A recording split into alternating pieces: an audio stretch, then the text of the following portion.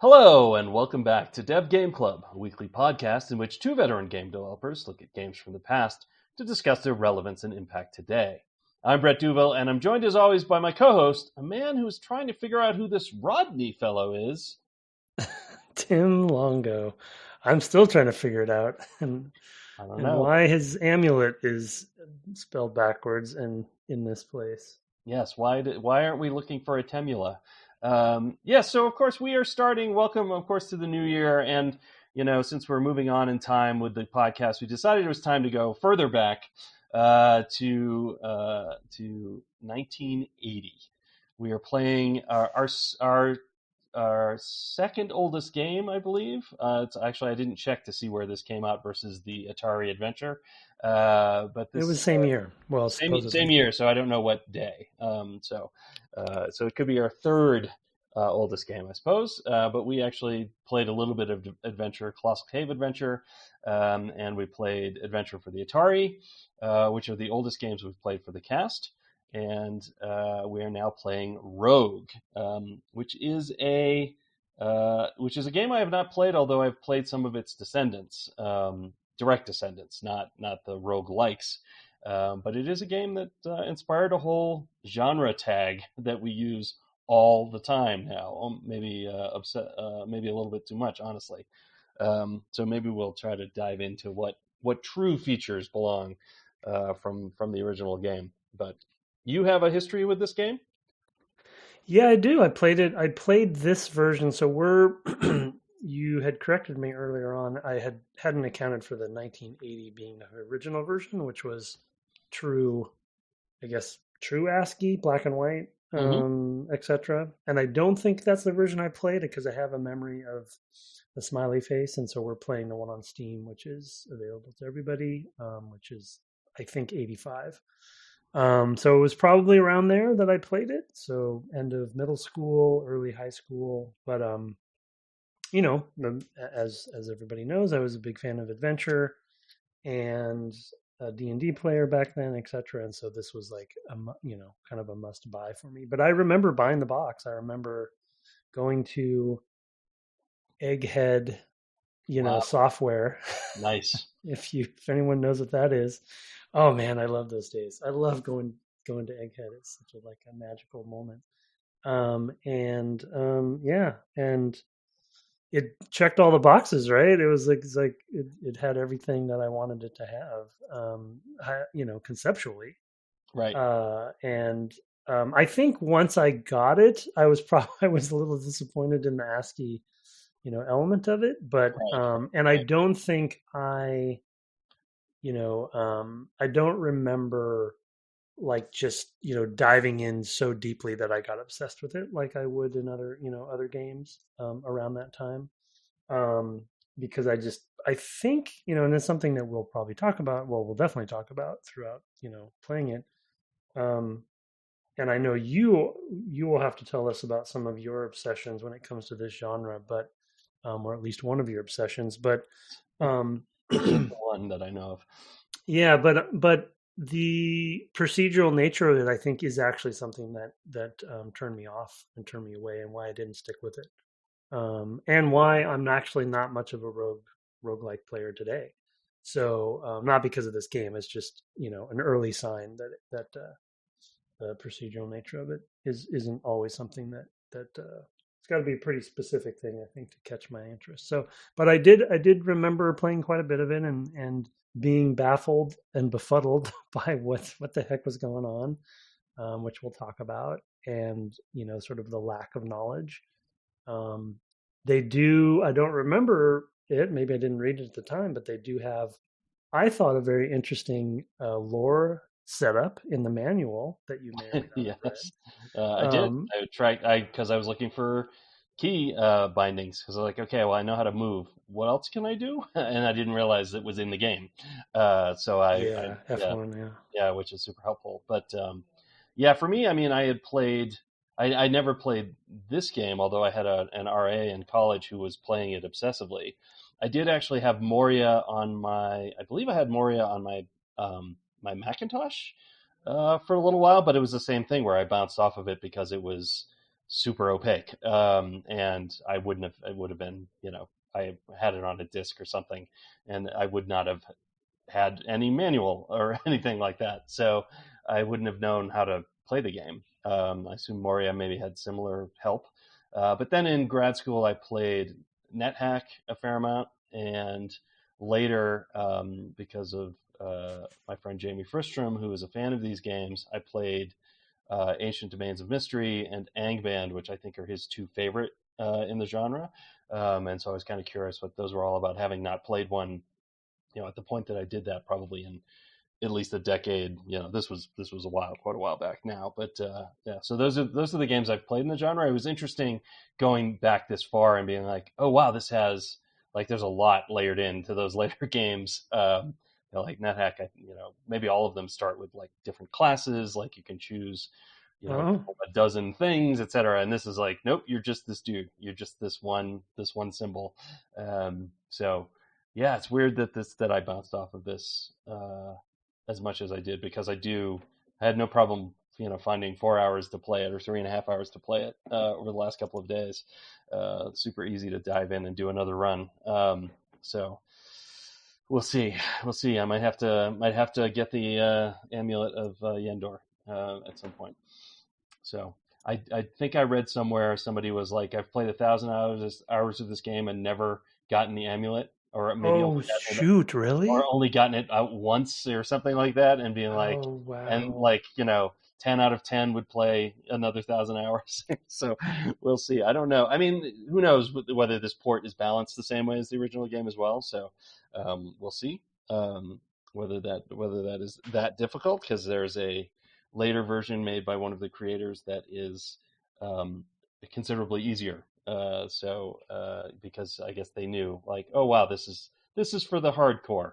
Anyway, so Interesting. yeah, Okay. Yeah. yeah, Yeah. it's that kind of game where I'm you gonna might, yeah. I'm gonna I, read a quote here from the story. sure. Oh yes, Long please. before I forgot the warmth of the noonday sun or the refreshing coolness of the evening breeze, I forgot my name. Call me what you will. I am the rogue. Mm, That one stood out to me of like, okay, this is amazing. yeah. But the thing that I love, not that we're going to talk too much about this because it's obviously irrelevant, but in that description, in that story sort of set up right up, they talk about they give lore reasons for the structure of the game, which I loved. I didn't, and they talk about coming back time and time again, and having the world change, and is it an illusion, and and is the evil one playing a trick on me or whatever. So I don't know. It's just hilarious that they actually had thought about the concept of the structure and the procedural nature and the randomness of it, and Well, I playing mean, that may be together. the Epic's version, right? The later version, Sure. because the Even units then, were, though, yeah, but even that early, yes, that they put a little bit more on top of it, to justify the shifting space that is the dungeon. It is, yeah, the Dungeons of Doom. Totally, yeah. That is a total 1980 name as well. Exploring the Dungeons of Doom. That is so. That is what I would have named a dungeon in 1980 when I was first yeah, playing yeah, yeah. D&D. So, but super interesting. Anyway, so a little bit more about 1980. We've alluded to a couple games already. The Atari 2600 Adventure that we played is came out that year. Two other interesting titles related to games that we've played on the cast are Zork, which is a sort of a rewrite commercial version of Colossal Cave Adventure in some ways. It's got a lot of similarities, and is what launched Infocom. Um, but the sort of commercial Infocom version came out in 1980. It had existed prior to that as a similar mainframe game. And Mystery House was the other big one that I thought was worth talking about, because it was before it was even called Sierra Online. It was Mm. Online Systems, designed, written, and illustrated by Roberta Williams and programmed by her husband Ken for the Apple II. So yeah, that was, those are interesting for both the podcast, but also just kind of game history. Those are some interesting, sort of PC root games, and this one, of course, didn't really come to those, to home versions until a little bit later. So it didn't really have the same. I mean, can you imagine having this available to you in 1980, the same year as like, Zork or Adventure? It's wild to me. So Yeah. it was available to you if you had a mainframe, I guess. Though it wasn't one my father and I ever chanced upon. And I'm glad, honestly, because the way it works would not have worked well. Maybe it wasn't available for the dumb terminal, the printer version, because I can't imagine like every time you move, it would have to reprint the map. Oh my God. Yeah, that's crazy. Wow. So that wouldn't have worked. That would have taken way too long. So you really needed a monitor to play it, I think, at the time.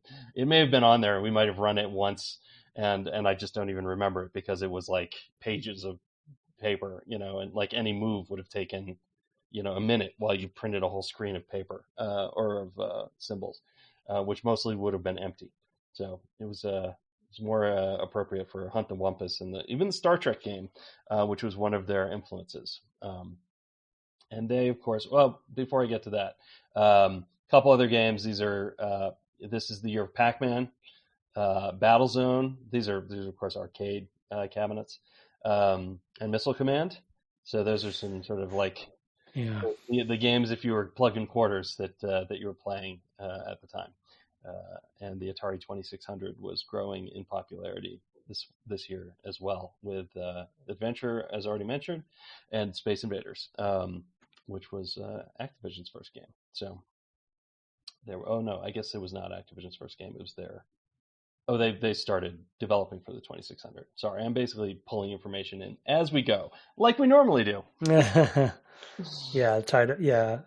or it would have been. Yeah. But Space Invaders, I remember getting that, for the 2600 at the time, and that was like the must-have, right? Because only available in arcades before that. Yep. It's just this is one of those eras where the arcades are still such a weird time. You have all of these things at play at once, Yes. Yeah. And in some ways this, I would say the adventure games in some ways have the sort of longest shadow, both because of the sort of traditional adventure game, graphic adventure games such as the LucasArts games we played, and also Space Quest and King's Quest, but also just sort of like that narrative thrust, right? And this is and the roguelike is another substantial genre thread that has a long shadow, where most people who have played roguelikes have probably not played Rogue, right? It's similar to definitely to the adventure game, narrative based action adventure games, that I think you could say have a basis in adventure games in some ways, even if they're not the sort of verb inventory, etc. Of those things. The Zorks of the world were very much like sort of a narrative, explore this space. You are moving. You are an embodied thing moving through the world, with stuff, and that you're carrying around. And Rogue is sort of the like, okay, what if not the bespoke thing, but we generated it fresh every time, and that is, of course, has a long strain running now as well. And both of those being in text is just it kind of blows my mind to think of it, because I rarely think of it in those terms. But these ideas were there in text in the 70s. Like, it's just, and early 80s. It's just wild. Necessity is mother of invention, right? I mean, they wanted to find a way to tell these stories and interact with them, and do it through text, do it by whatever means, do it by mainframe. Yes. It's crazy. Yep. We have at our disposal these huge things in front of us. Yeah, that's crazy. It was, of course, made. We should give a shout out to the creators, Michael Toy and Glenn Wickman, It's also cited as later contributions by Ken Arnold. And as we may have mentioned in connection with Colossal Cave Adventure, these were typically built by people and then just distributed freely via DARPANET and sometimes even code. I don't think this code was available at the time, but it was available, was a bit later open sourced, probably more recently. But it was just something you got, and eventually it was actually put into an operating system distribution, and that was why these games were available on all these machines. Is that the nerds who worked in the big defense contractors, who were the people who were actually connected to DARPANET, would just distribute them around, and they included games like the Star Trek game that was on those machines, and Adventure or Advent, which were all the sorts of things that I played at the time. So yeah, I have a long history with these sorts of games, but not this particular game. So it's just wild to be going back to it for me, and probably partly why I spent as many hours as I already have on it. And yes, now I'm like, but I'm gonna have to get that amulet. To say I did it, I feel like that's one of those, like, if you were doing they used to have like a top 50 achievements in games type articles that people would do, and it'd be like, and one of them would be get somebody to level 50. Was it level 60 for WoW? What was the starting? Yeah, originally was 60. Yeah. Yeah. So, and that was one of them, and things like that. I feel like this, like, got all the stars in some Mario game, etc. That if you'd been making that list in 1980, it would have been retrieve the Amulet of Yendor. Would have been one of them. So, for sure. Yeah. Yeah. And maybe the adventure, get the treasure out of the adventure dungeon and all that stuff. So, or kill the dragon, maybe. Although killing the dragon wasn't that hard once you knew how to do it. But anyway, let's dive into the game. It's wild to me that you've played this before. Just to think of, whatever, 13-year-old Tim playing Rogue on his PC. It's amazing. Oh, amazing. So it is a roguelike. It is, in fact, the most roguelike because it's actually rogue. So what do you associate with that term? What does roguelike mean to you? Because you don't play them. Yeah, I don't play them very often. Yeah, I've attempted a few different ones. Dead Cells being maybe one of the more recent ones that I tried to really dig into. But yeah, I mean, for me, what's Remnant, Remnant from the Ashes, didn't that also have? Yeah. Though I would call Remnant a Dark Souls like. It's a shooter. Okay. It's a Dark Souls shooter. Okay, it's pretty good. I think it's quite a good game. They announced the second one recently. Oh, cool. Yeah, it's fun. But it's like bosses. You go through. But it's procedurally generated. Remnant, I don't think is. I think it is. I think the enemies that spawn are maybe procedural generated, but the levels aren't. Yeah. Okay. I didn't. But I could. Yeah, don't quote me on that. But yeah, but I mean, for me, it's the procedurally generated world and items and and monsters, and then I think the lives sort of aspect of it, right? Where you die and you have to start over from the beginning, and that's kind of that's the staple of it, right? You got to start all over. It's how far is your run? I mean, we talk about run-based games a lot. We talked about it with Dark Souls 2.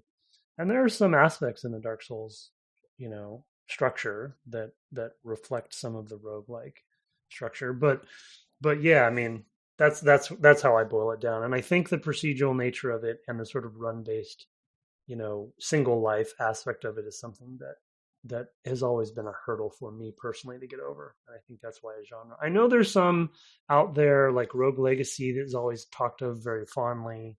There's a few others that I think people kind of really put up on a pedestal and say, they kind of handle the single life. And I think with Rogue Legacy, it's sort of this whole concept of generations. Right.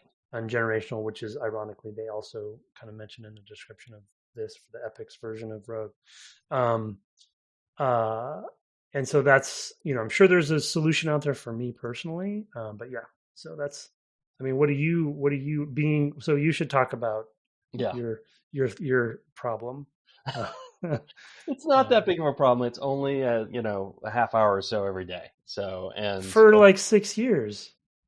well, yeah, okay, maybe that's a little problematic. I am a definite roguelike devotee, but I only have the one really. It's been this thing where like it was the same where I didn't really play a lot of open world games, Mm, before I guess Oblivion, right? I had bounced off of Morrowind when I originally played it way back when, and just was like, wow, I don't know what to do. I don't like it. I'm done. And of course, some of that has to do with like when you happen to pick up a game and what's going on in your life or what you need from a game at the time. And I don't remember. I think it was maybe we were finishing one of the Starfighter games, so it was not a good time to be like picking up.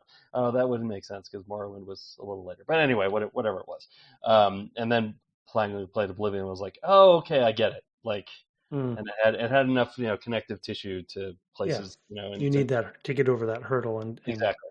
And now I can play them. But for me, and it's a game I actually originally bounced off as well. The game I play a lot. I have almost 800 hours on Steam, but I previously had it on my oh my god, what's the PlayStation handheld? Not the PSP. PSP. No, the one after that. Oh, No, PSP. PSP? okay, PSP. Vita was the The fancy Vita. one. The Vita. Yeah, the Vita. I had it on the Vita. Yeah, so I had it on that and probably had maybe half that on there is Spelunky. Um, and originally I bounced off Spelunky as well. I ran through it once. I was like, oh man, I can't get better at this because I don't know. I don't have a way to train the skills. Like, and it's because it's run based. You get a certain distance into the thing because there's a set of levels. There's structure to the thing. Where I was just like, I totally bounced off of it again. I bounced off of Spelunky and was just like, yeah, I don't know. I hear so much about how this is such a great game, but I jumped in and I quickly died and didn't really understand what was going on.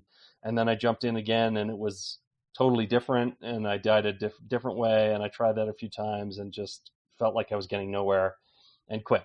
And then at some point later, I picked it up again and it just clicked and something funny happened. Like I got shot by an arrow and it threw me through an enemy, and then I bounced off a wall and fell on some spikes, and I laughed because it was so ridiculous, the clockwork of it, of the like chain reaction of bad things happening, that I was like, okay, I see now. And Mm, that's sometimes what it takes for me is that I have to have an experience where I click with the thing, and with an yeah, open world game, it might be coming over a hill and finding something that is just unexpected. It's that exploration, sort of thing that people have. My original experience with Morrowind was probably, okay, I went into a dungeon and I got killed, and it was like super near the first town. And I was like, are you kidding? Like, mm. because it was not well balanced for that sort of thing. And it has Wasn't its linear, so exactly, yeah, you didn't know. Yeah. yeah, yeah. And so same thing with Spelunky. It took me having an amusing experience to like go, okay, let me see what this is about. And I never actually on the Vita, I never actually got that far with it. And it wasn't until later where I started watching Andy Nealon play it on a stream, and then got it for the PC, that I really started getting hooked and started playing. I play the daily every day, just about. I've been traveling a little bit, so it's been I missed a few days this last week, but I basically play the daily every day, and I've been top 10 in the world a couple of times. Although Whoa. a lot fewer people are playing it now, so it's because everybody moved on to Spelunky 2 when that came out.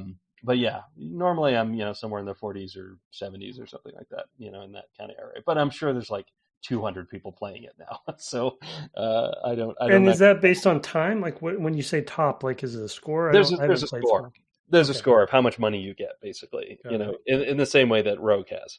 Um, so that it's purely that. So that is actually the genius of Spelunky. I think is that was a great introduction that was added.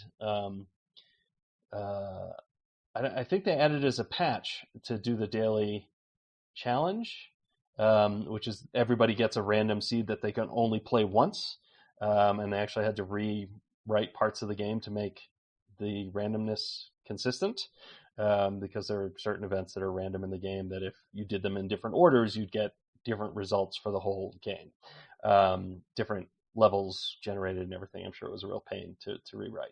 In any case, that's my game I've played way too much of. I did play an awful lot of NetHack when I discovered that back in the day, but I never got anywhere near to beating it. Not even close. And that is a highly difficult game.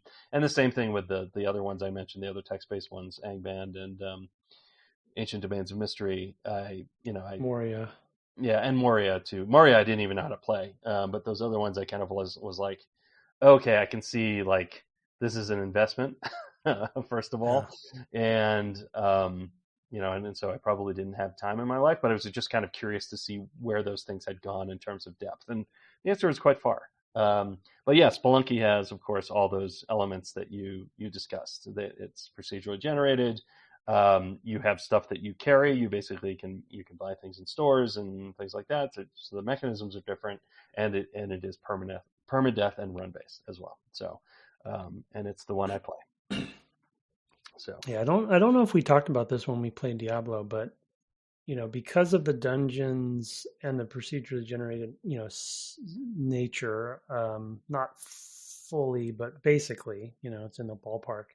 And then adding in the RPG nature, and then having the hardcore mode, which they call hardcore in that case, but doesn't that really, in a way, just simulates a rogue situation? it does. I just they don't call it a roguelike in that case, but this game, so I actually was reading in our Discord a little bit of plug there. I think it was Calamity or somebody who joked when you announced that we were going to play Rogue, and he said, "Oh, good. Well, your bonus content can be literally any game." Yeah. So it's like, yeah, I mean, basically, it's like this game has had such an impact, like you said earlier, where it's like, where do you go when it comes to the modern follow-up? I think Spelunky is a good example though, because it's so beloved and did so well, and sequels and as you said, for many years, are very polished and etc. So maybe that's like the modern shining example. But Dead Cells had some success. Dead Cells too, yeah. That was really popular, and I feel like that has a sequel in development, or maybe even came out. I don't know. It's hard to keep on top of everything. Yeah, it might be out, but yeah. And I have that on the Switch is where I played it, and it is very good. I mean, I can see the potential, but I also see, like you said, the time sink of like, oh, okay, I get it, I know what this is, and intellectually, yeah. But it's like, okay, this would be my life if I want to actually. And I know Dead Cells specifically is tuned to in a way that isn't that's being dramatic, but Rogue, like I said, Rogue Legacy is one I hear in the top 10 list as well. I played some of that as well, as and I did like that sort of. It was, however, a game that I felt like I also wasn't making any progress in, and it didn't. It just never. I never had the moment where it clicked for me in the way that Spelunky did. So whatever that moment is, it was very entertaining, and I played it. I think I also had that on my Vita, and maybe I'd still be playing it if not for the fact that the screen on that thing died. Yeah, I mean, I think I only have room for one of them in my life, and I've kind of said to myself over the last few years that if I ever get a turkey in Spelunky, which is doing the daily challenge 3 days in a row, that I'll never play it again. Like that's my end point, is if I can. So a turkey is a complete run where you go all the way to hell, the very end of the game, and defeat the emperor down there and leave the dungeon successfully. And that's, if you do that 3 days in a row with the daily challenge, that's called the turkey in the Spelunky community, which I only know about, again, because of Andy Nealon. And they have a Spelunky show. It used to be called the Spelunky Show, I think, and now it's just called Eggplant, because there's an eggplant in Spelunky, which is a very There's a whole thing with that. We're not. This is not a Spelunky discussion. And there's a lot of stuff in Spelunky that I'm never going to do. Like there's achievements and like super fast runs and things like that, and doing the eggplant run that people do, and like I don't think that's an achievement, but I'm never going to do those things.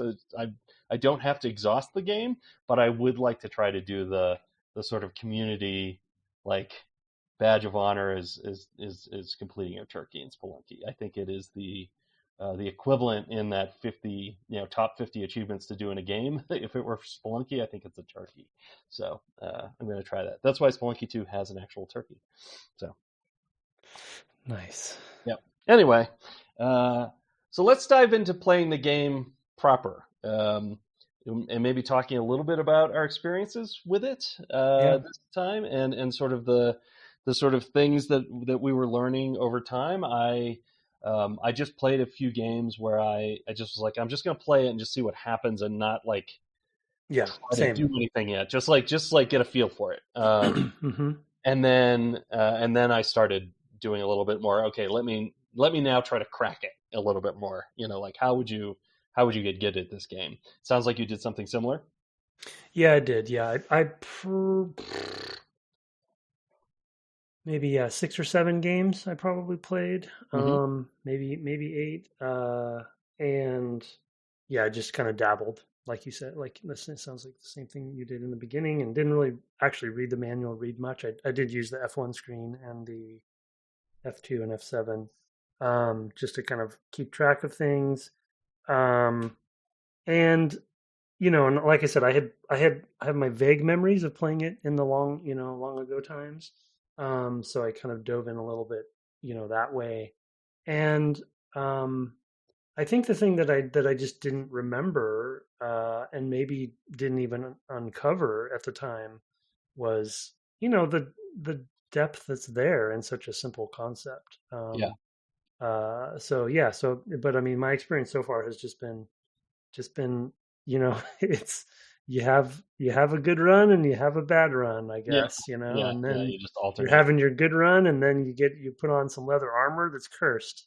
Yep. And you're like, well, so much for that. Or you run into an equator equator. I don't know what that thing is how that's supposed to be pronounced, but and it weakens your armor. So it's like, oh, I had some really good armor, and then I ran into one of these things, and it took negatives off of it. I found something that was sapping my strength. What was that? There was the rattlesnake will. A rattlesnake, it was just taking multiple rattlesnakes. Yeah. Or a hobgoblin on the first or second level, where it's like, oh wow.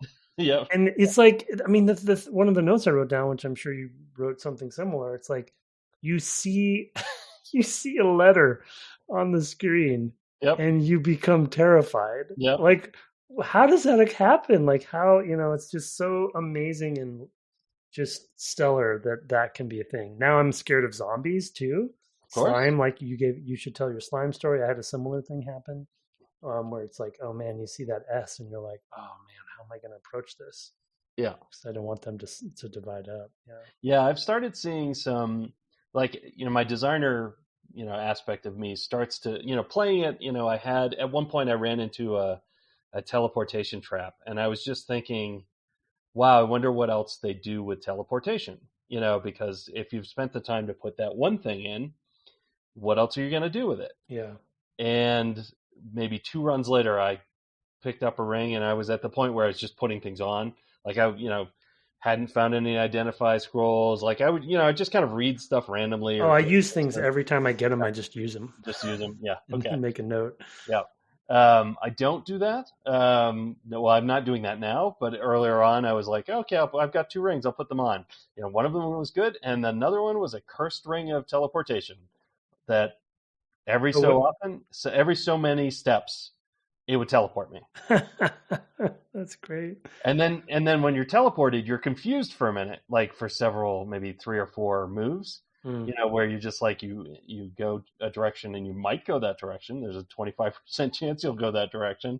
So, and then you do that a few times, and if you happen to teleport into a room with, an enemy, it might get a few hits on you. So it's just like, there are those kind of similar to Spelunky comic moments of like, I put on a ring, I actually made it really far in that run with this ring that was teleporting me all the time.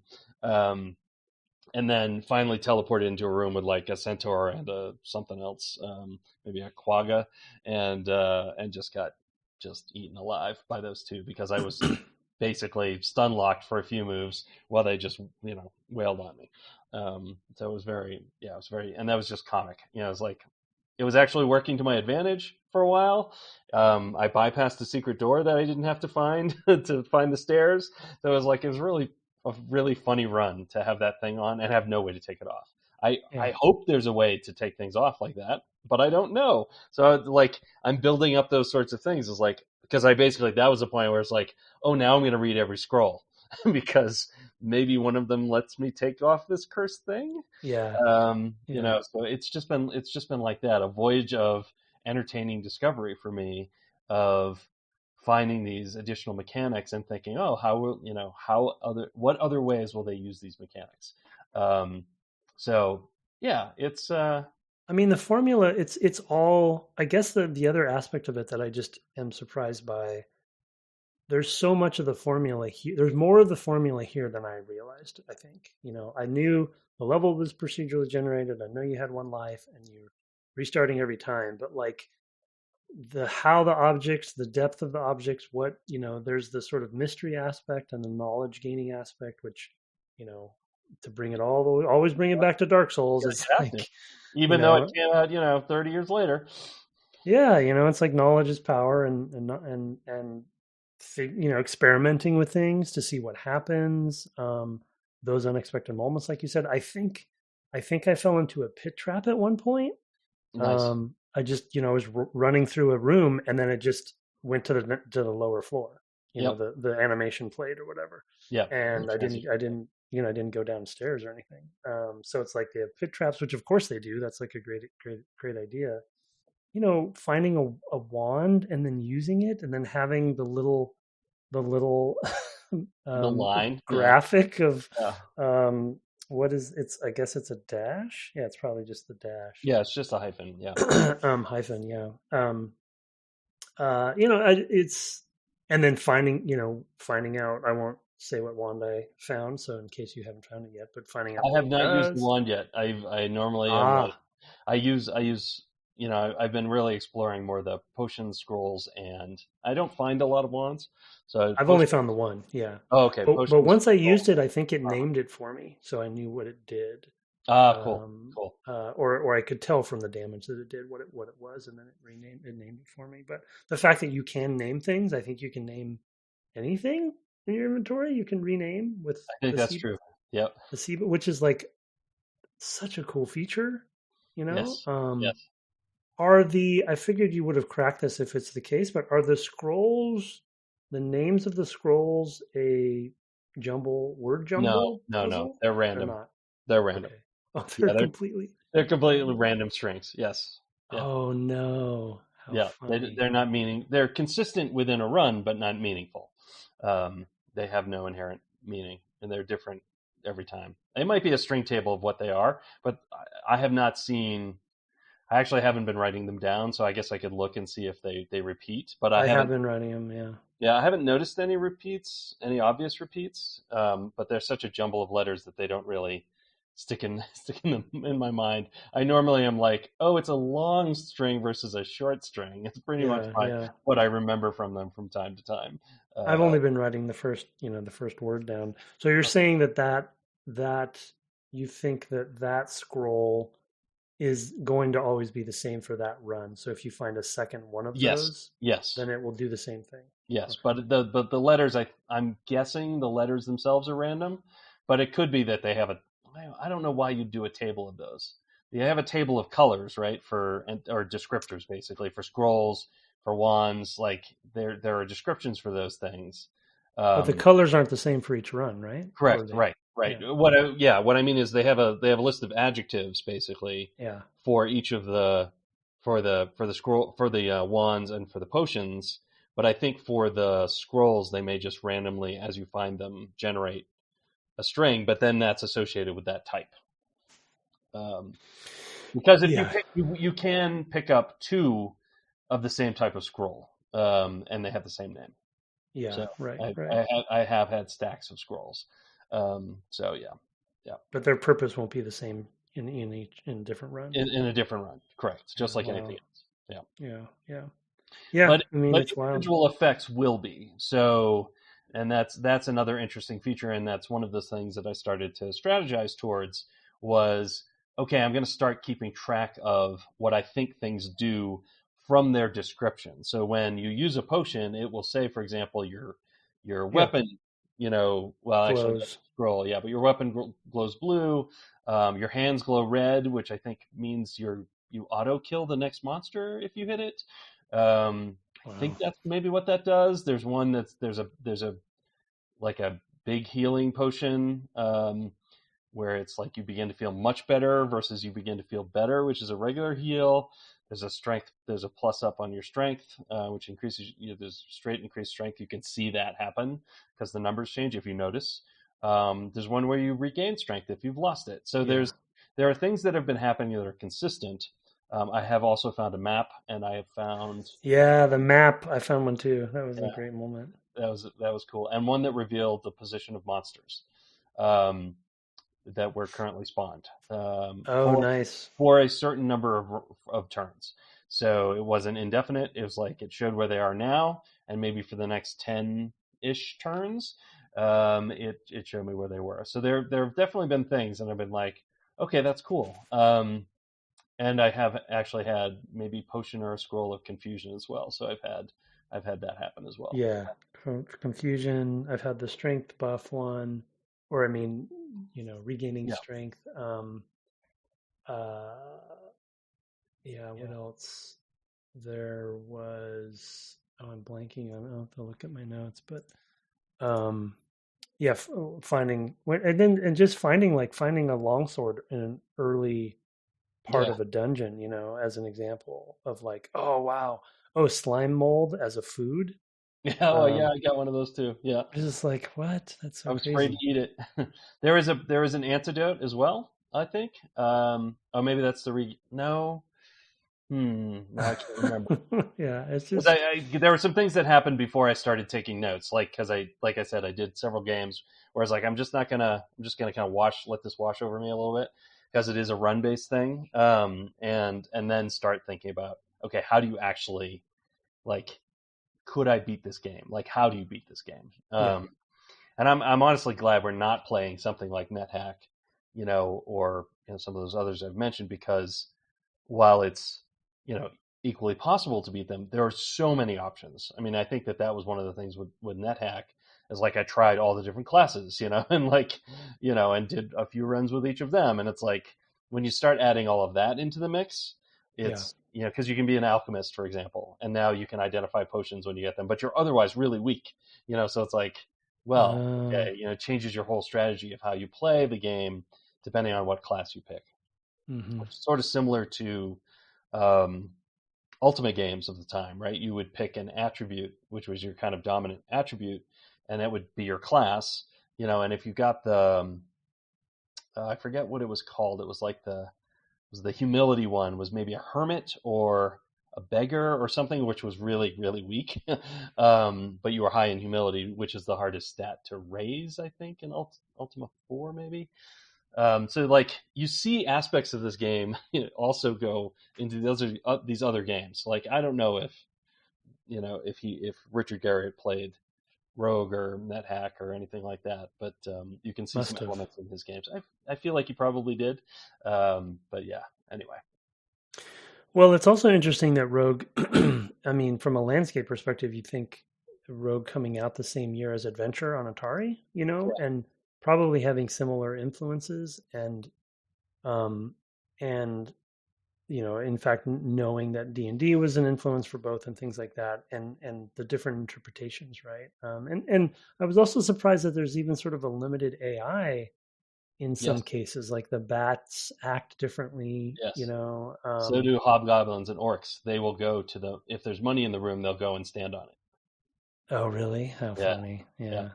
So you And have to. then ranking up, right? Like getting different ranks and that sense of leveling up, a simple kind of leveling up is interesting, where you get the guild, I guess, what are they called? Guild Guild novice. titles. Yeah, guild novice, and then like journeyman, adventurer, Yeah, I got up fighter, to fighter. warrior. Yeah. Those are all in the manual, and then I've gotten one past warrior. Oh, cool, cool. And that there's 26 monsters, one for each. One for each letter. Yeah, In the alphabet, and and you know, and it used every letter on the keyboard basically to play. So yeah, this, yeah. this It's game has a like, lot of 26s in it, since there's also 26 levels to get to the right. amulet. So yeah, it's I've gotten to level M, the 13th level. So that's been my deepest run. I won't say my best run, because it didn't rank highest in my score table, because I ran into leprechauns in that one, and they steal money from you. I don't know how much they steal, maybe 10 or 20% of your gold. It's probably random.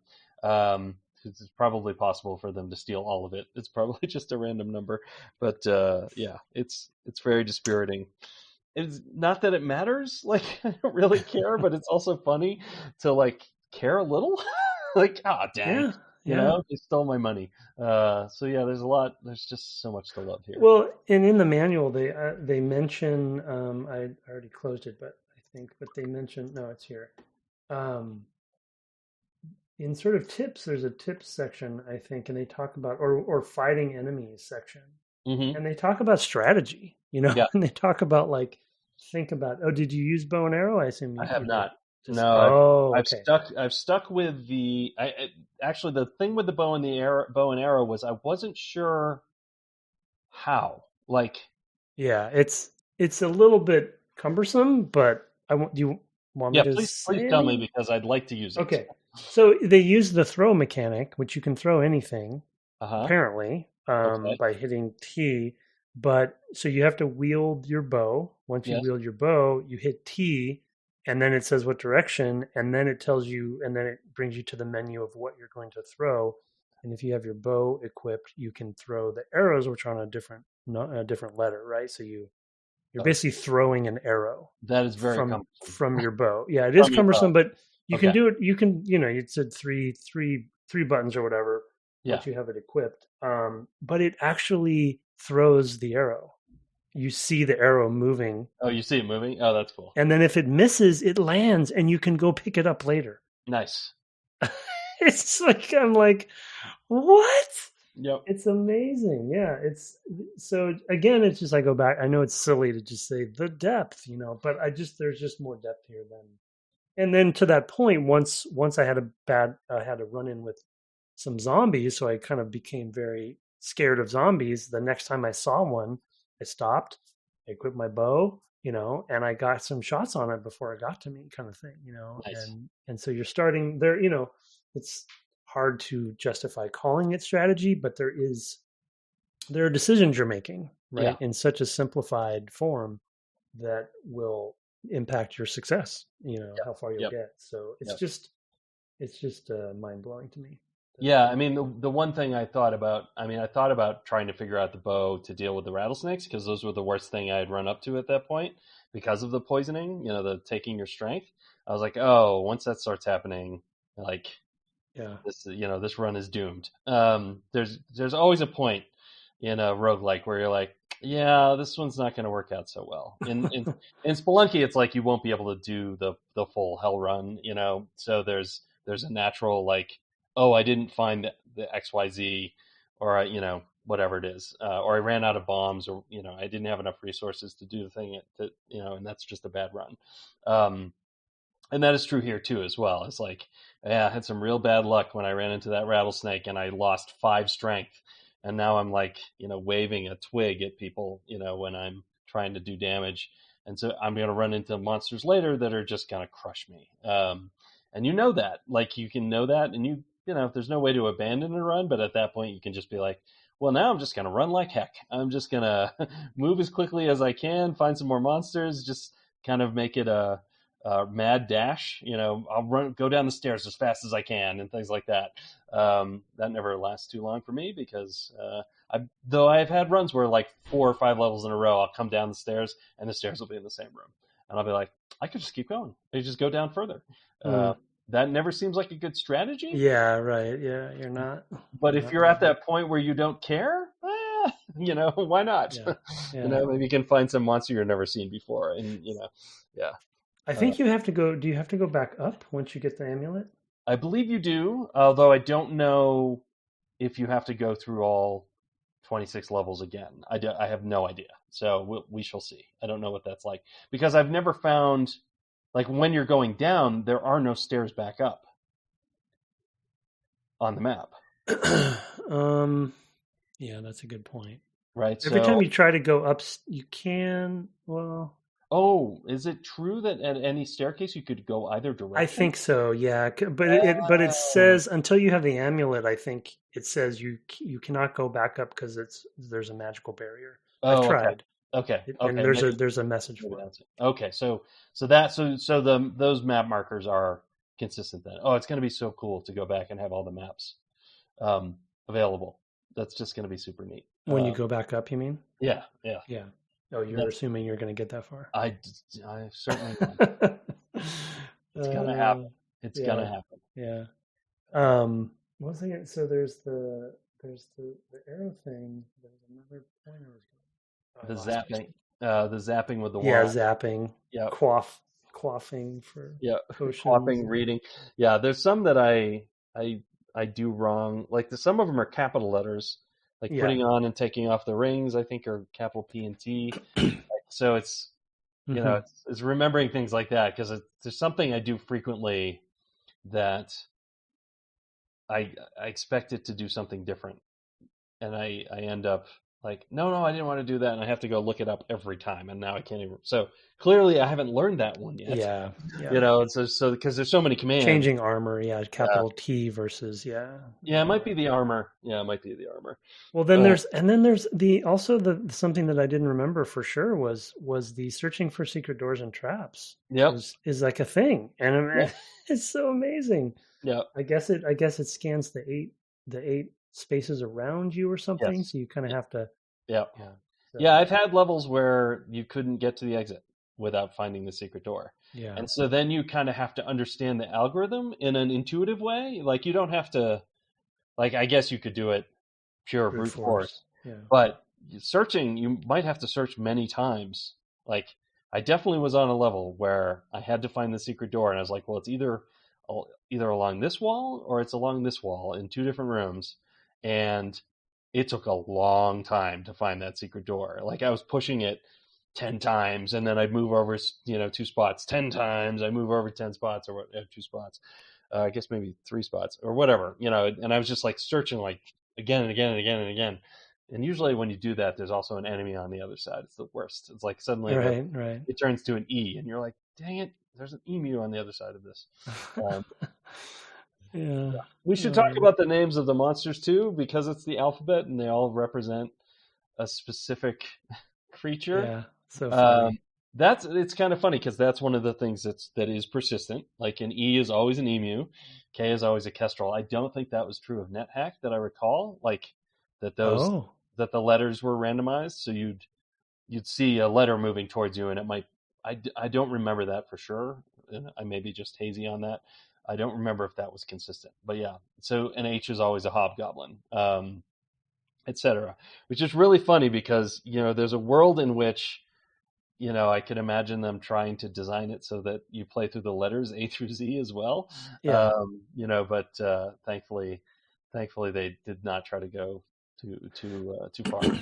There have B's on the early levels. Is there? I assume their relative difficulty is always the same too. So if you find a hobgoblin, early, then they're that's a bad thing, for instance, or whatever. And an emu later on is not as big a deal because the run that I got to the 7th floor, I felt pretty powerful, right? Until I got swarmed by zombies. Yeah, that'll do it. Yeah, by zombies. That'll do it. And my slime, when I had the slime dividing problem, I had found some darts that were cursed, and so I picked up the darts to throw them, but then they were cursed, so I couldn't throw them. But then I also couldn't change it to another weapon. So I guess I was hitting them with my hand. I don't know if you're doing anything at that point. Are you stabbing them with a dart? Maybe, yeah. Yeah, that's amazing. Wow.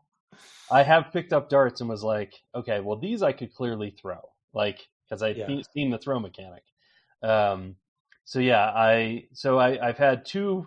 That's a good lesson learned from slimes is that once they've split into two, if you're in an open enough space, it's time to find a hallway.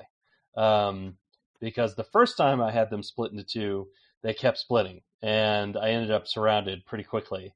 And had my turns were like hitting the spacebar 6 or 7 times for their attacks, and there was no way for me to escape. I couldn't run away. So Mm. now, if they split, I tend to look for a hallway. If they, depending, how powerful I am at the time, I might be able to take them out quickly enough because it's also random whether they split. But I basically try to find the nearest hallway so that I can you know Yeah, it's good have them have strategy. to move in one at a time. So it's yeah, that ends up working out pretty well. So anyway, we're probably only going to do one more week of this because there's a sort of the mechanics are what they are, and we've kind of discussed a lot of them already. I don't feel like we're going to have a lot more to discuss, but I'd like to prove that out and maybe actually get the amulet. That's a lot to ask of myself for the next week, especially while I'm traveling. You may notice my audio quality may be a little different, but I'm going to try. Gosh darn it, I'm going to try. Because why not? Well, I'm sure the deeper you go to, the more, even though we've described the basic fundamental mechanics, like once your inventory is quite large, and you're trying to make decisions about what to use when, and I'm betting that because like the ice monster will freeze you, Yep. and so I don't know if I can. I mean, I don't know if I should make this assumption, but is fire better against ice monsters? Like kind of thing. So I wonder if there's actually damage types coded in Hmm. there somehow. Interesting. Um, yeah, I have a feeling that it's purely like a weapon strength, like it's a single number, but that is purely a guess. yeah, Purely a yeah. guess. Yeah, that sort of depth isn't there. But I don't actually know. Like I do, like I kind of wanted a wand of fire or something like that to be an instant kill on an ice monster. If there were a wand of fire, which I don't know either.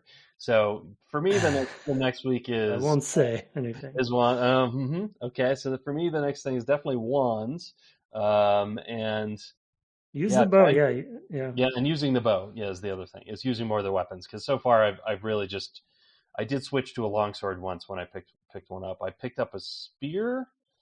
I've picked up Oh, nice. crossbow bolts, but never a crossbow, um, Wow. which is weird. Having to pick up two elements to have something effective is like in a game that's randomly generated like that is like ooh, like Mm-hmm. what are the odds that you're going to find bolts and the crossbow? Presuming there's also a Well, crossbow. when you're in a dungeon, you don't know. You don't You know. don't know. You don't know what you're going to find. Uh, yes, this is like playing the version of D&D where all your dungeons were made from the random generation tables that were included in the Dungeon Master's Guide in first edition. Yeah. Is basically what it feels like. Although they had some starting areas in that one that were bespoke. So anyway, let's now turn to email. We are going to do another week of this because we didn't figure we'd want to fit in our takeaways without soaking in it a little bit more. Maybe we'll discover we want to go a third week. That seems unlikely, but it could happen. So thanks for joining along. Let's go to email. We have an email this week because we announced on our Discord channel, second plug, you can find links from our recent tweets. I put that out there, and we actually did get an email in just before the episode. So why don't you go ahead and read that, sir? Yes, subject is NetHack from good old Mystery Dip. He says, while I've never played Rogue, I played the not so distant cousin NetHack. Two quick stories. I was introduced to it in college by my roommate who praised the procedural generation and freedom. I downloaded it and eagerly gave it a go after seeing him play some of it. I took a few steps into my first dungeon and was greeted with the message, "A rock falls on your head, you die." Thus ended my first character. After many deaths from starvation, poisoning, stabbings, and immolations, I found a gameplay loop that brought me to the most entertainment. To the most entertainment, I would roll new characters until I started with the Ring of Teleportation. I would then play until I found the first shop and pick. Oh, there's shops. Jeez. In NetHack, yeah, NetHack is way deeper. And pick up everything I could carry. I would then teleport out of the shop and see how long I could survive before the police caught up to me. Wait, the police? What? Yep. Looking forward to hearing about your emergent gameplay. Regards, Mystery Dip. Yes. Wow. Yeah, I think we'll not have quite as much emergent gameplay from Rogue, but although maybe, like, again, I don't like lower levels. Maybe, I think that it's really hard to say. I mean, light immersion. Yep. I think there'll be some, but yeah. I think there's a limit to how much depth you could get in that way from the emergent stories in 1980 rather. I was about to say 76, 1980. So there's maybe a limit to that. But I've already had the death by a million slimes. So it's not zero. And I've already had falling down a pit into a room that had a monster in it. When I've just fallen down and hurt myself. So etc. So it's possible. I think that these. We talked last year with both Clint Hawking and Patrick Redding about the anecdote factory, and I think that that's a key feature of the roguelike. Is the time that these is what three happened. or four elements, came together to make a really amazing story. And when you haven't played one of these before, maybe it's just the amazing number of things, that could happen is a real surprise, as you've already pointed out, with how much depth there is. But yeah, a true feature of a roguelike that I really, have cottoned on to is when some combinations of things happens that you're just like, what? How does that? What? Are some of my favorite parts of the games. So I look forward to more of that. Thanks for the email, Mr. Dip. That, of course, was sent to devgameclub@gmail.com.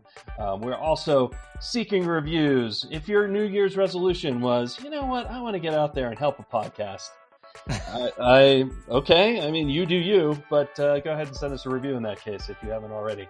You can find us on the web at devgameclub.com or on Twitter at devgameclub, where you can also find my co-host at Tim Longo Jr. with the JR at the end. He is also twitching at twitch.tv, and that same Tim Longo Jr. with the JR at the end, where I'm hearing that you might be taking on the final boss pretty soon of Dark Souls. Yes, I've dabbled with the final boss, but stopped to do some of the DLC content. And I have one boss left with the DLC content, but I'm just thinking I need to... So we'll see how tonight goes, yeah. Okay. Right, get lucky you want to move on to Dark Souls 2. I do. Yeah, it's time. I get it. It's been a long time. Cool.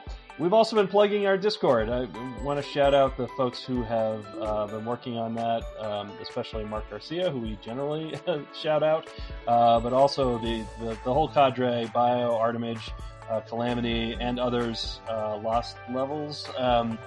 There's lots of folks who are in there already, and more joining every day. It's a fun little community, talking about both the podcast but other things. So come on by. It's fun. You can find a link on the Twitter. We're not quitting Twitter immediately, but we're concerned about Twitter. We have concerns. So let's just say that. Our intro and outro music was written and performed by Kirk Hamilton, Mr. Valley, friend of the cast, Aaron Evers. Our logo, merch store, and our Discord are by Mark Garcia. Have fun stepping into a bear trap this week, and good night. Wait, there are bear traps? Good night.